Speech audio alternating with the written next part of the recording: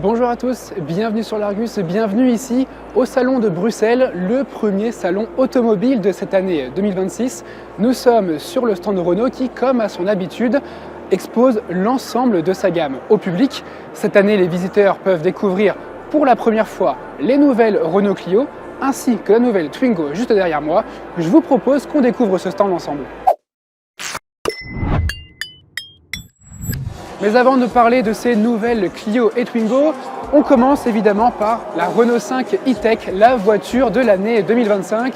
Vous la voyez ici derrière moi dans sa série spéciale Roland-Garros. Et puis évidemment la R5 Turbo 3E, la version sportive 100% électrique qui devrait être livrée aux clients d'ici la fin de l'année.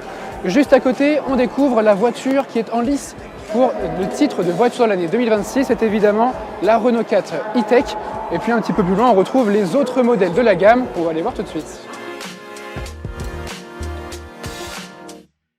Nous voici justement à côté de cette Renault Mégane e-Tech dans sa version Esprit Alpine. Alors il n'y a pas vraiment de nouveauté attendue aujourd'hui sur cette berline qui est sortie, je vous le rappelle, en 2022.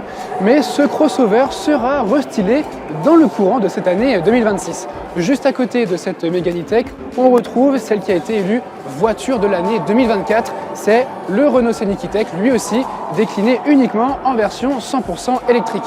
Pour rester dans les véhicules familiaux, chez Renault, on a évidemment le Renault Espace, lui aussi disponible en version essence hybride de 200 chevaux. Il a été restylé dans le courant de l'année 2025, comme son petit frère, comme on peut le décrire, puisque les deux modèles se ressemblent en termes de design. L'Austral, là aussi restylé en 2025 et qui dispose lui aussi d'une unique motorisation essence hybride de 200 chevaux.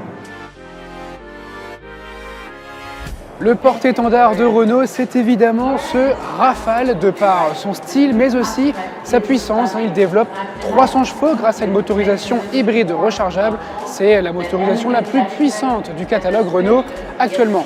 Juste à côté, on a un autre modèle très important pour le constructeur français et qui surprend un petit peu, c'est évidemment le Symbiose qu'on peut caractériser comme une version allongée du Captur. Il se vend mieux justement que le Captur ou encore qu'un Austral. Et maintenant, on va aller voir l'habitacle de la nouvelle Clio.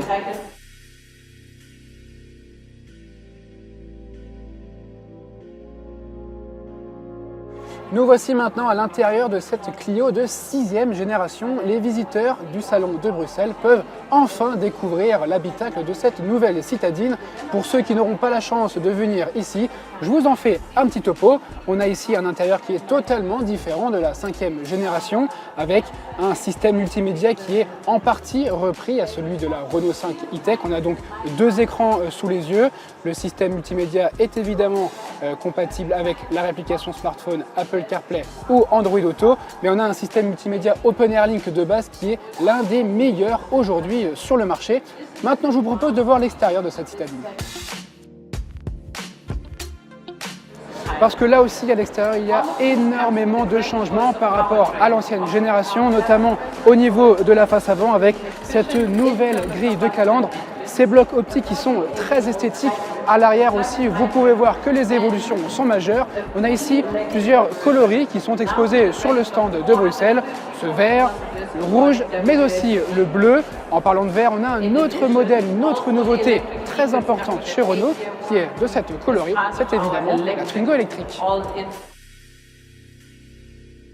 Et là voici l'autre attraction principale de ce stand, c'est évidemment la Twingo que l'on surnomme la grenouille. Alors, vous aurez sans doute remarqué que son style rappelle immensément la première génération de Twingo sortie dans les années 1990.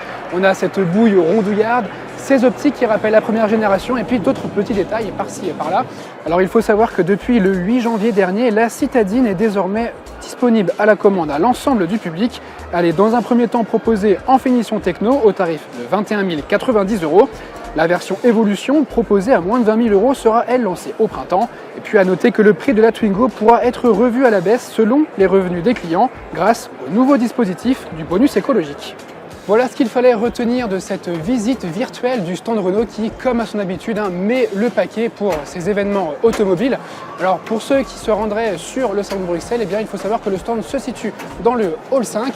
Et puis comme vous pouvez le voir, eh bien, pendant que les parents découvriront l'intérieur de ces nouveaux modèles, eh bien, les enfants pourront s'adonner à une petite partie flipper ou alors à un baby-foot juste à côté. Moi je vous dis à très bientôt sur largus.fr pour de nouvelles vidéos. Ciao.